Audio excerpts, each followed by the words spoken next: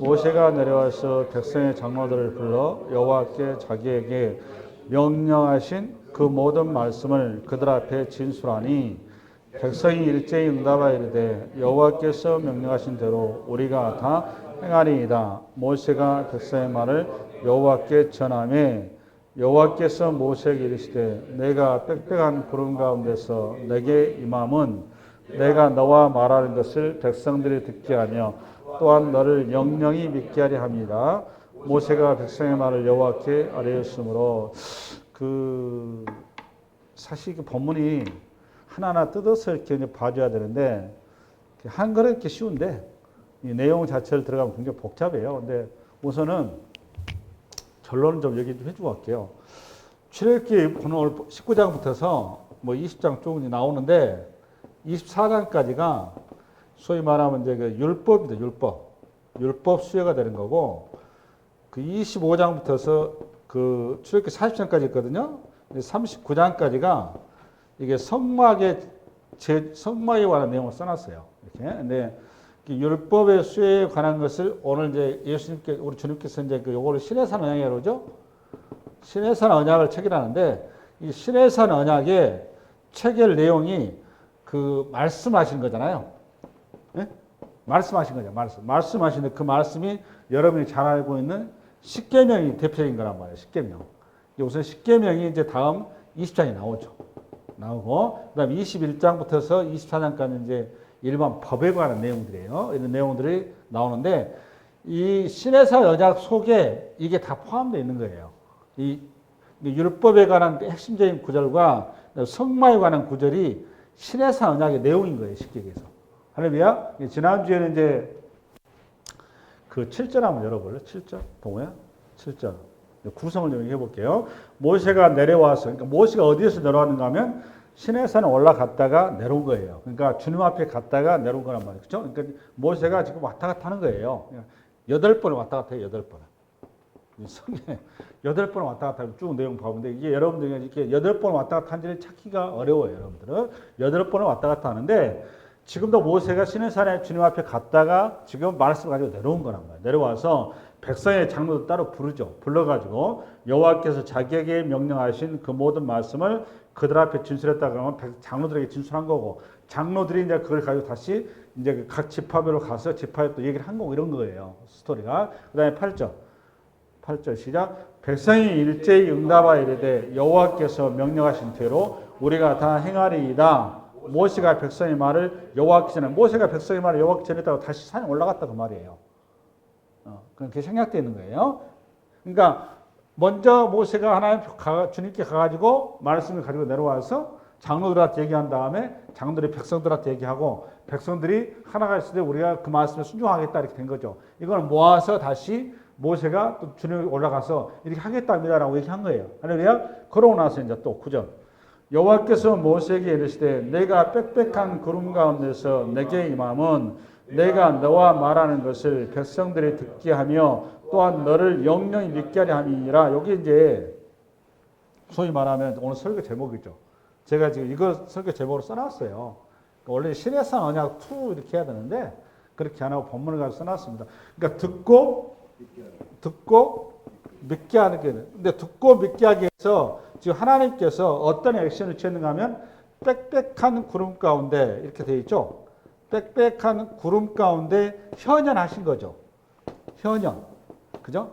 여러분, 하나님은 잘 들어보세요. 이게 좀, 요 부분을 이제 잘 봐야 되는데, 오늘 출애굽기 19장이 어디하고 지금 그 평행 본문인가 하면, 계시록 4장하고 평행 본문이에요. 우리가 계시록 4장을 좀 잠깐 봐봐. 동호야. 잘 이해를 하셔야 됩니다. 같이 가지고. 2일 후에 내가 보니 하늘에 열린 문이 있는데 내가 들은 바 처음에 내게 말하던 나팔 소리 같은 그 음성이 이르되 이리로 올라오라. 이후에 마땅히 일어날 일들을 내가 내게 보리라 하시다. 이게 나팔 소리 같은 음성인데 우리가 들을 때는 나팔 소리인데 지금 사도 요한이 들을 때는 음성이란 말이에요. 말씀. 이게 틀려요. 이런 것도 구별하셔야 되는데. 그 다음에 5절.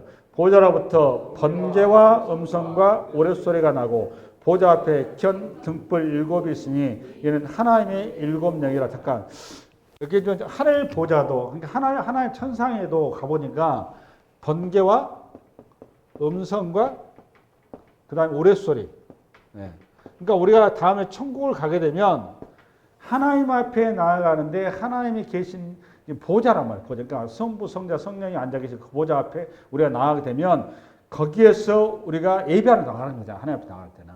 나갈 때 번개와 음성과 우레소리가 들린 거예요. 오늘 지금 출애굽기 19장하고 똑같아요. 내용이. 그렇죠?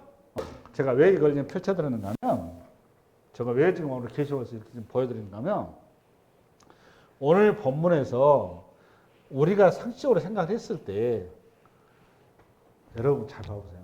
굳이 모세라는 인물을 중간에 세워서 하나님이 시내산에서 강림하셨으면 시내산에서 하나님께 모세를 꼭 통해서 다시 장로들을 통하고 그 밑에 백성들한테 이 과정을 통해서 하나님이 자기의 말씀을 얘기하는 거죠.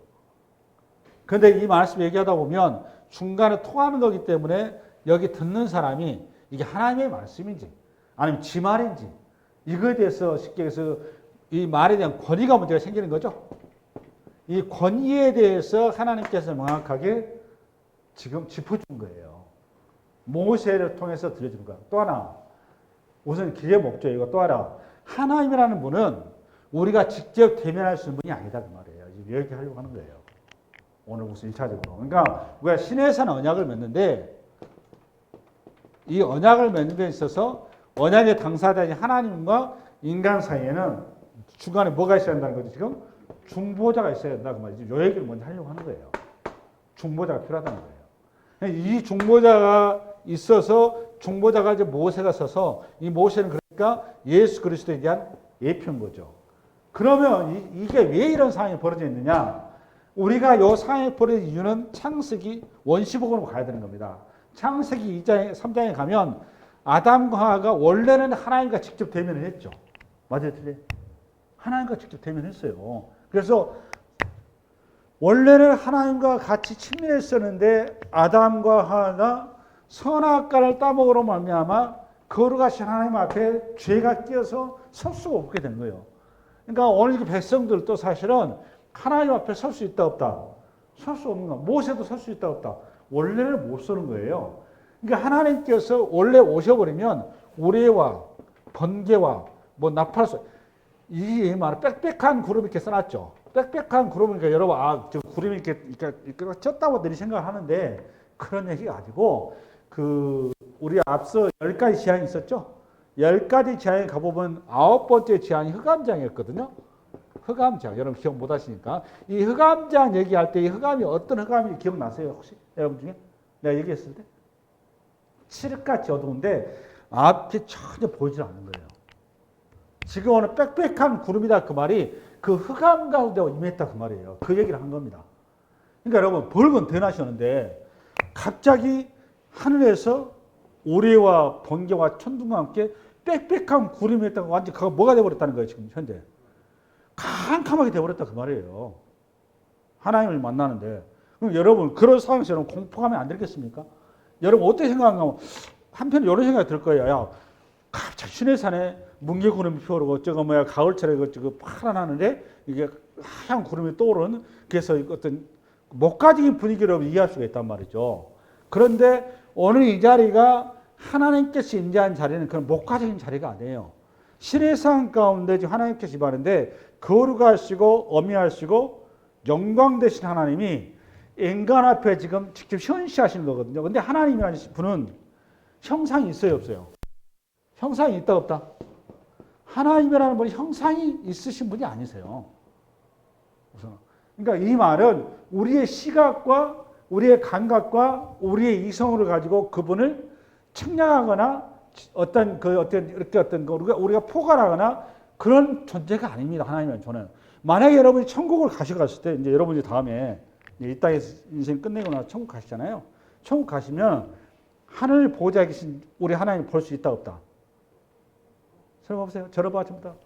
여러분 천국에 가시게 되면 하늘 보좌에 앉아 계신 하나님 볼 수 있다, 없다? 여러분 볼 수 있을 것 같죠? 볼 수 없어요. 예수님은 천국 가서 여러분 만납니다. 왜 만나죠? 예수님께서 우리의 모습으로 천국에서 우리 가운데 다가오신 거지. 가끔 입신하신 분들이 천국가 예수님 만났다는 얘기 많이 하잖아요. 그 예수님이 여러분 가면 진짜 그렇게 우리가 생각하지 그렇게 우리가 쉽게 할 수 있는 그런 존재라고 생각하세요? 그러니까 큰 착각이세요, 여러분들. 그거는 우리의 모습으로 우리 가운데 오신 겁니다. 천국에 갔어도 마찬가지예요. 우리가 영체가 돼서 천국에 갔어도 하나님과 인간은 격 자체가 다른 겁니다. 격 자체가.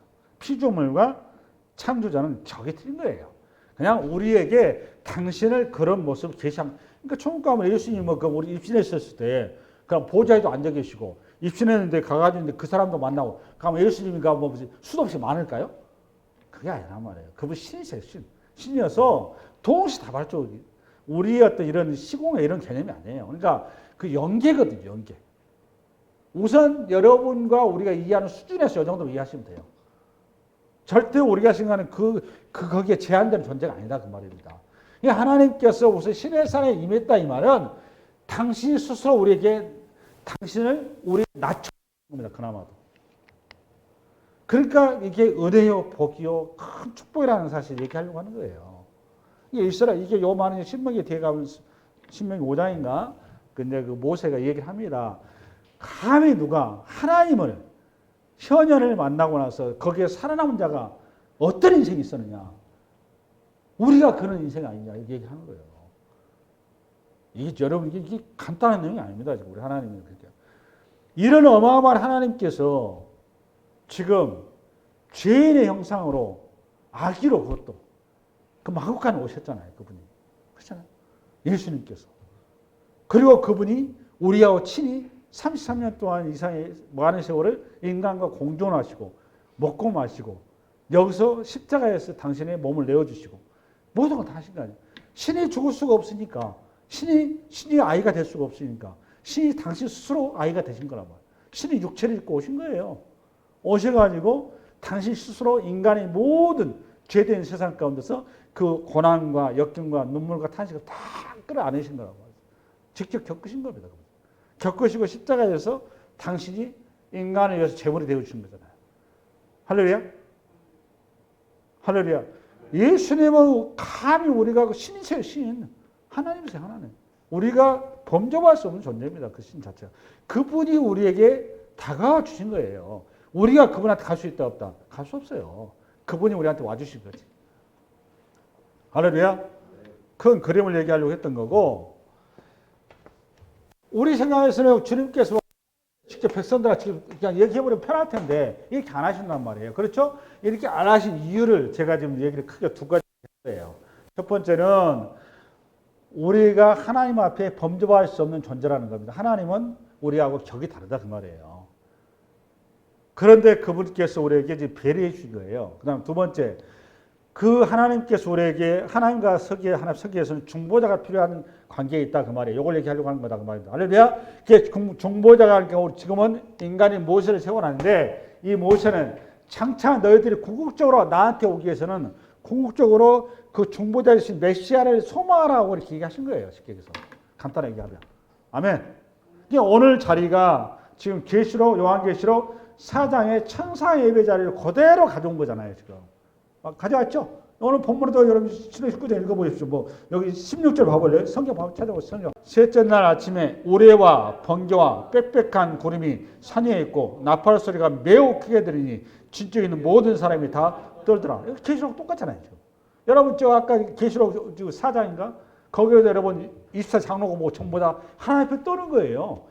그들이 거룩하다 하나님 할 때 여러분은 자기가 무슨 자기 힘을 가지고 자기 나 의지를 가지고 거룩하게 할 것 같습니까? 그게 아니라 저절로 그냥 스스로 엎드러져 버리는 거예요. 감히 하나님을 쳐다볼 수 있는 그런 용기도 힘도 없고 능력도 없는 겁니다. 우리가 다음에 천상에 가게 되면 하나님을 감히 보좌를 쳐다볼 수 있다. 웃기지 마세요. 우리가 그런 정도의 수준에 이를 수가 없습니다. 피조물이라니까 피조물. 네. 할렐루야. 그 얘기를 좀 1차로 한 거고, 그 다음에 이제 뭐를 하려고 그러냐. 오늘 본문이 지금 신의 산 언약이라고 그랬죠. 지난주에 하나님께서 세 가지 얘기했죠. 우리 주님께서 세 가지. 첫 번째 뭐였죠? 신의 언약을 체결하는데, 첫 번째 너 기억해야 된다. 그렇죠? 뭘 기억해야 된다? 너는 구원을 기획해야 된다 그 말이에요. 너희가 지난날에 어떤 존재였냐 그 말이죠. 요 얘기 하려고 하는 거잖아요. 종에서 자유로 내가 너에게 자유자로 세워졌다. 두 번째, 그런데 너는 나의 뭐다? 보물이다. 이걸 이제 소유라 이런 표현 써놨죠. 그죠? 보물이다. 나의 하나밖에 없는 보물이다. 세 번째, 너의 정체성이 뭔 줄 아니? 너는 제사장이다. 제사장은 반드시 거룩이란 옷을 입어야 된다. 요 얘기를 한 거죠. 요 세 가지 가지고 지금 얘기한 거예요. 제가 얘기한 거죠. 얘기를 하고 나서 오늘 본문은 뭔가 하면 결국은 신의 산 언약이라는 거는 핵심적인 건 뭔가 하면 내가 너를 위해 자유자를 만들었고 내가 너의 보물을 줄 아냐? 너가 결국은 나에게 제사장으로 서기게 합니다. 이 말이에요. 신의 산 언약을 맺은 그러니까 핵심적인 게 뭡니까? 딱 보니까 제사장으로 세우는 것이 신의 산 언약인 겁니다. 쉽게 얘기해서. 그러면 제사장이라 뭐냐? 신약으로 말하면 예배자다 그 말입니다. 예배자. 시작적으로 뭘로 세웠다? 예배자. 저를 봐. 신의 산 언약의 키는 뭔가 하면 결론부터 얘기할게요. 신의 키는 우리 출애굽기 3장에 가면 모세를 부르죠. 그죠? 그러니까 모세를 불렀을 때 모세한테 너가 내 백성들을 구원해서 구원할 것인데 그 구원한 이유가 뭐냐? 그들을 이 신의 산에서 나를 뭐하게 하기 위해서? 예배하게 하기 위해서. 그렇죠? 그러니까 이스라엘 백성들을 구원한 목적은 예배하기 위해서. 그러면 이스라엘 백성들의 유대교 신학의 유대 신학의 큰 실패가 뭔지 아세요? 유대교인 지금도 마찬가지인데 유대교 신학의 핵심적인 그 실패는 자기들은 선민으로서 가나안 땅을 약속받았다는 거예요. 그러니까 그들의 어떤 신앙의 키는 뭐냐? 가나안 땅을 차지하는 걸로 생각을 해요. 그 요건 형태예요, 형태. 핵심적인 건 뭐냐? 가나안 땅을 차지하는 게 아니에요. 뭐라고 여러분? 예배자로 세워지는 거예요. 예배자로 세우기 위해서 가나안 땅으로 그들을 불러내신 거지. 가나안 땅을 차지하게 하기 위해서 그들을 불러내신 게 아니에요. 결론은 이스라엘 백성들은 가나안 땅 이달을 차지하는 게 목적이 아니라 가나안 땅에 예배의 자리로 세워가는 것이 목적이었던 거예요. 근데 그걸 망각을 한 거예요. 그러니까 쉽게 해서 그걸 세속화 그러는 겁니다. 그러니까 하나님의 나라를 우리가 가는 목적은, 천국 가는 목적은 우리가 잘 먹고 잘 입고 잘 살기 위해서 천국 가는 게 아니에요. 우리가 안식하기 위해서 천국 가는 것도 아니에요. 천국 가는 목적이 뭔지 아세요? 하나님을 예배하기 위해서 우리가 천국 가는 겁니다. 하나님 예배하는 것이 안식이고 예배하는 것이 복이고 예배하는 것이 행복이고 예배하는 것이 기쁨이고 우리의 궁극적인 즐거움인 겁니다. 그게. 할렐루야. 마찬가지인 겁니다. 오늘 지금 신의 산 언약의 핵심적인 게 뭐냐? 우리가 예배자로 세워지는 것이 신의 산 언약의 핵심인 겁니다. 할렐루야. 정리되었어요? 그러면 출애굽기 내용이 뭐냐? 출애굽뿐만이 아니고 성경 전체가 예배가 무엇이냐라는 거예요. 쉽게 해서 간단하게 해서. 우리가 원래 하나님께서 아담을 예배자로 창조하셨거든요. 창조하셨는데 예배자로 실패했기 때문에 예배자로 세우는 자리로 우리 성경이 다시 우리를 불러내신 거거든요. 그거를 구약에서는 예배라는 단어 대신에 뭐죠? 그러니까 제사죠. 맞죠? 제사란 말이에요. 할렐루야. 그래서 제사장이 나오는 거고. 그러면 요거 풀어드릴까요? 요들을 딱 풀어드리면 요거예요. 출애굽기라면 신의 산 언약의 핵심적인 것이 오늘 19장에 예배자라고 불렀다고 그랬죠? 그럼 예배자라고 불렀을 때 예배할 때 우리가 예배는 무슨 예배가 크게 두 가지죠? 십계명에 보면 예배가 크게 두 가지예요. 첫째는 하나님을 사랑하고 둘째는 이웃을 사랑한 거잖아요. 이게 예배잖아요. 지금 이게. 맞아요? 틀려요? 예배죠. 하나님을 사랑하는데 이웃 사랑하는데 십계명이란 율법이죠. 율법이 보니까 이걸 보고 이렇게 쉽게 해서 행위로 나타내는 걸 요거를 삶의 예배 그러는 거죠. 할렐루야. 이제 로마서로 말하면 로마서 12장 이후의 내용이죠. 그렇죠. 맞아요. 틀려요. 그러면 로마서로 말하면 1장부터 11장까지 우리가 이걸 무엇을 믿을 것인가? 믿음에 관한 거거든요. 교리에 관한 거예요. 그러니까 이 내용을 우리 식으로 말하면 뭔가 하면 우리가 어떻게 고난받는 이런 내용이잖아요. 그래서 이 십계명과 법률에 의해서 출애굽기 20장에서부터 24장까지가 율법의 총화란 말이에요. 율법의 총화. 이게 이론. 할렐루야. 그런 다음에 우리가 요것을 이제 이렇게 우리가 예배의 삶을 우리가 산다는데 우리는 더 요거 말고 또 뭐가 있어요? 예배가 우리 형식이 있죠. 예배 형식으로 우리 형식으로 예배 드리는 거 있어요, 없어요? 있어요, 없어요? 마찬가지로 구약에 제사의 형식이 있어야 될 거 아니냐고. 제사 형식을 써놓은 게 이게 레위기서란 말이에요. 근데 레위기서 제사 형식을 써놓은 거고 더 중요한 거는 제사를 지킬 수 있는 공간이 있어야 될 거 아니냐고. 예배의 장소가. 그걸 만들어 놓은 게 쉽게 해서 성막에 관한 얘기란 말이에요. 그게 출애굽기 25장부터 전체 내용이란 말이에요. 할렐루야. 그러니까 예배, 우리가 공적인 예배를 드리는 것에 대한 설명을 해놓은 게, 신의 설명을 설명해 놓은 게 출애굽기 25장부터 39장까지 내용이고, 우리의 예배 정신, 내용, 그 공적 예배뿐만이 아니고 우리의 삶 예배해야 되는 거죠. 삶이. 그걸 10계명부터서 24장 율법으로 만들어 놓은 거예요. 요거를 신의 산 언약으로 공식적으로 오늘 19장에서 쓴 거란 말이에요. 할렐루야?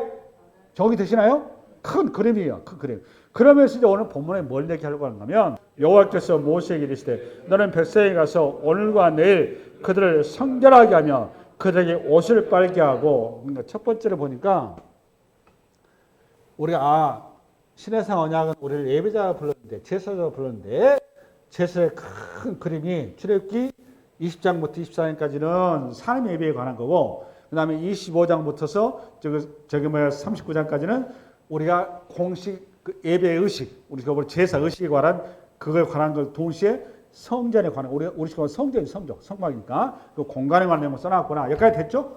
근데 이제 여기서 이제 오늘 또 뭘 얘기하고 있는가 하면 10절에는 세 가지예요. 11절, 12절에 예배자의 태도, 예배자의 삶에 관한 걸 쓰는 거예요. 첫 번째는 뭐냐? 예배자는 반드시 뭐 해야 된다? 성결해야 된다 그 말이에요. 성결해야 된다. 이게 첫 번째, 성결. 이거 우리 식으로 여러분 식으로 말하면 거룩해야 된다 그 말입니다. 예배자는. 그렇죠? 우리가 하나님 앞에 예배 드리는 게 예배당에서는 거룩한 게 아니라 우리의 삶의 자리가 거룩해야 된다고요. 예배의 태도해야 된다고요. 성결해야 된다고. 이게 첫 번째. 두 번째는 11절. 시작. 준비하게 하여 셋째 날을 기다리게 하라. 이는 셋째 날에 나 여호와가 온 백성을 목전에서 신의 산에 강림할 것이다. 두 번째 예배자의 태도는 인내하라 그 말이에요. 인내하라 그 말이에요. 그리고 기다리라. 때를 네가 마음대로 정하지 마라 그 말이에요. 그 다음에 세 번째 12절. 시작. 너는 백성을 위하여 주의 경계를 정하고 이르기를 너희는 삼가 산에 오르거나 그 경계를 침범하지 말지니 산을 침범한 자는 반드시 죽임을 당할 것이니라. 그러니까 경계를 정하라 그 말입니다. 이 말은 선을 넘지 마라 그 말이에요. 선을 넘지 마라. 딱 예배자의 태도 딱 나왔죠. 세 가지. 첫 번째 뭐하라? 거룩하라, 성결하라 그 말이에요. 두 번째 뭐라 여러분? 두 번째 뭐라고 여러분? 네? 인내하라고 말이에요. 인내, 기다리라. 세 번째는 뭐하고 여러분? 선을 넘지 마라. 너의 한계를 넘지 마라. 이걸 보고 싶으면 구분하라 그 말이에요. 구별하라 이 말이에요. 이런 식으로 뭐 뒤에 이제 계속 똑같은 게 나오는데 이걸 구별 그러는 거다 여러분. 거룩이라 그 말은 홀리하다 여러분 이렇게 이해하고 있는데 그런 내용이 아니고 구별되다 그 말이 구별되다 이런 뜻이에요. 할렐루야. 이제 하나하나 풀어놔야 돼. 10절부터서. 우선 여러분 하나님께 우리가 예배자로서 하나님과 신의 산에 제사자로 부름받았는데 제사자가 가져야 될 제일 중요한 핵심 덕목은 뭔가 하면 성결이에요. 성결. 뭐라고 여러분? 성결. 왜 성결해야 되느냐? 하나님이 성결하기 때문에 성결이에요. 하나님 속성 자체가 거룩이죠. 거룩한 분 앞에 우리가 나갈 수 있는 유일한 길은 내가 거룩해야 되거든. 우리가 성결하지 않기 때문에 죄가 있기 때문에 요 문제를 해결하기 위해서 죄를 없애기 위해서 죄가 없어야 우리 하나님 사는 거죠. 그래서 이 죄를 내 죄를 짐승에게 어린 양에게 내 전가시킨 거 아니에요. 전가시켜서 내가 드디어 그 뒤에서 하나님 사는 거 아닙니까? 그게 성결 의식이란 말이에요. 제사 의식이라는 게. 그게 핵심 아닙니까?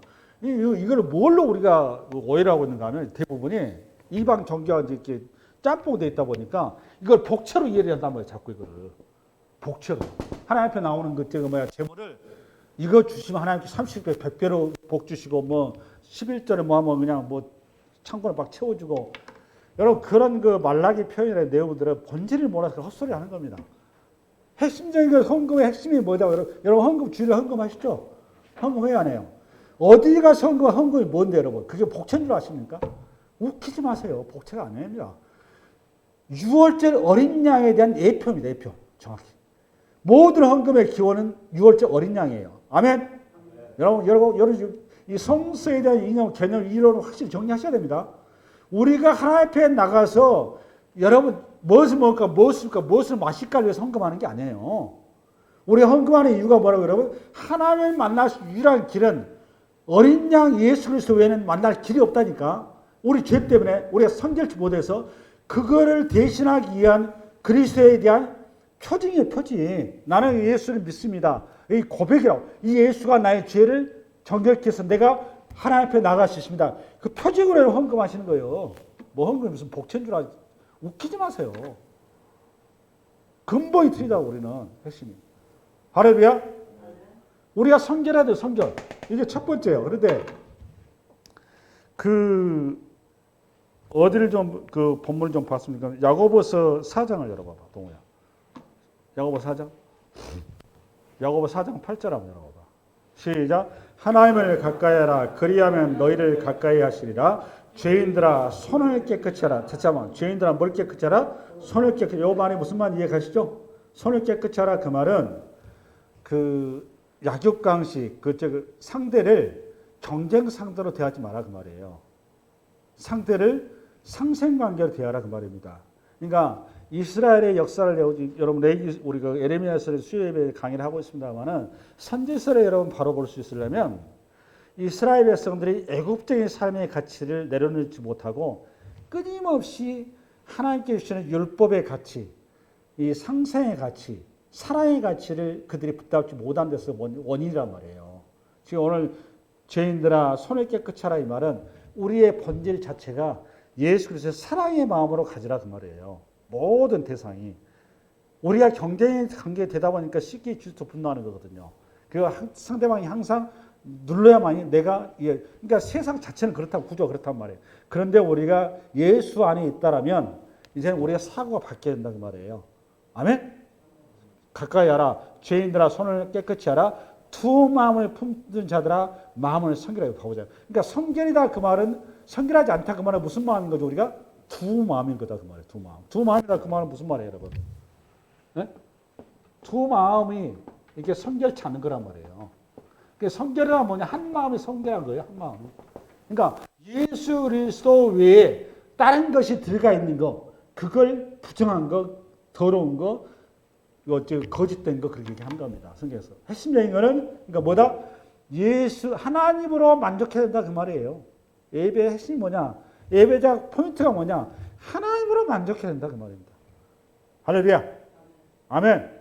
그 신약이나 구약이나 똑같습니다. 우리가 하나님의 거기에 뭐 자식이 들어가든 명예가 들어가든 거기에 돈이 들어가든 거기에 무슨 뭐 어떤 내 어떤 취미가 들어가든 거기에 어떤 내 뭐가 일단은 하나님 외에 다른 것이 섞이면 그게 부정한 겁니다. 그게 더러운 겁니다.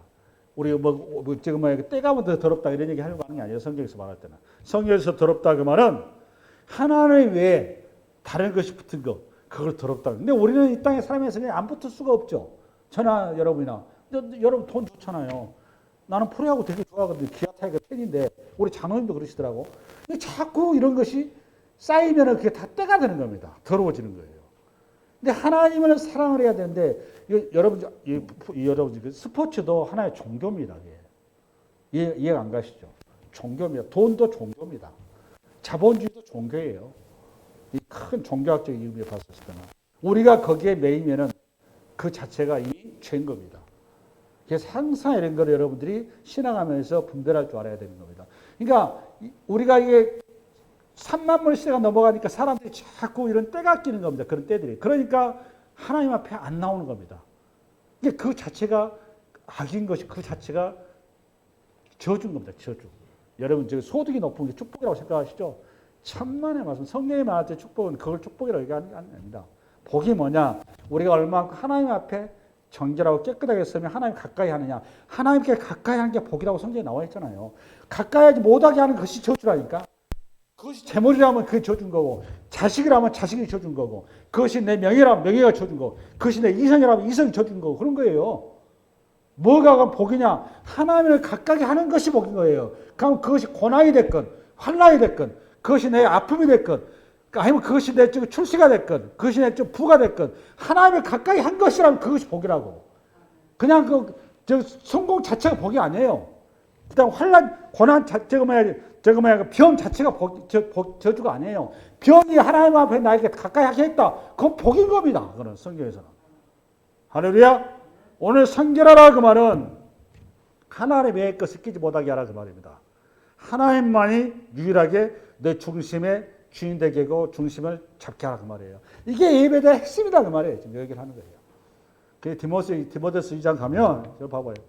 디모데서 2장 가면 오늘 PPT가 안 되더라고 보니까. 그 금그릇이 있고 은그릇이 있고 나무 그릇이 있어요. 그럼 여러분 어느 것을 하나님께 쓰실 것 같아요? 네? 알고 있었네.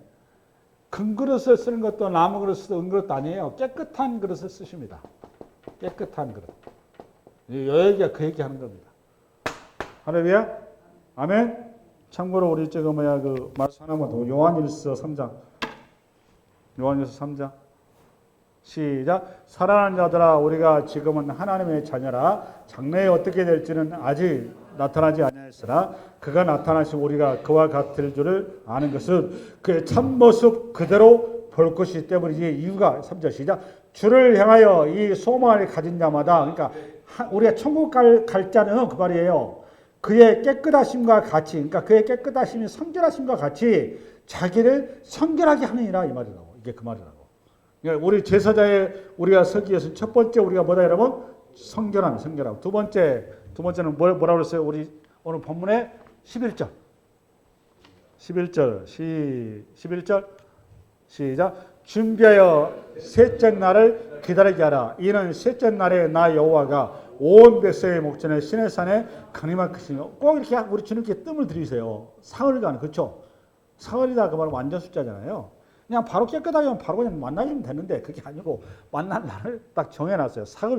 사흘에 만나 기다리라 그 말이에요. 이게 우리가 신앙의 상상, 그러니까 하나님의 내 주도적인 삶을 살지 말고 하나님이 주도하는 삶을 살아 이 말이거든요. 할렐루야.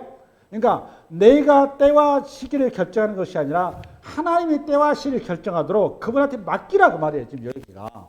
아멘. 근데 요거 제일 못한 인간 중에 대표적인 인물이 어디냐? 이게 사울왕 아닙니까? 성경에 자주 나오고 사울왕이잖아요. 사무엘 선지자를 초청을 했으면 쉽게 해서 우리 주님을 초청한 꼴이잖아요. 주님께서 와서 이 블레셋과의 전투에서 하나님의 은혜가 임하게 해달라고 그 예배드리게 해달라고 제사드리게 해달라고 그거 기다리고 나서 할 것이지. 상대방의 힘이 세니까 그거 겁먹고 지가 그냥 알아서 그냥 제사 지내는 거잖아요. 여러분 사무엘서 나온 게 그 내용 아니에요. 기다리지 못한 게 아닙니까? 지 마음대로 그냥 북치고 장치고 다 한 거 아니에요.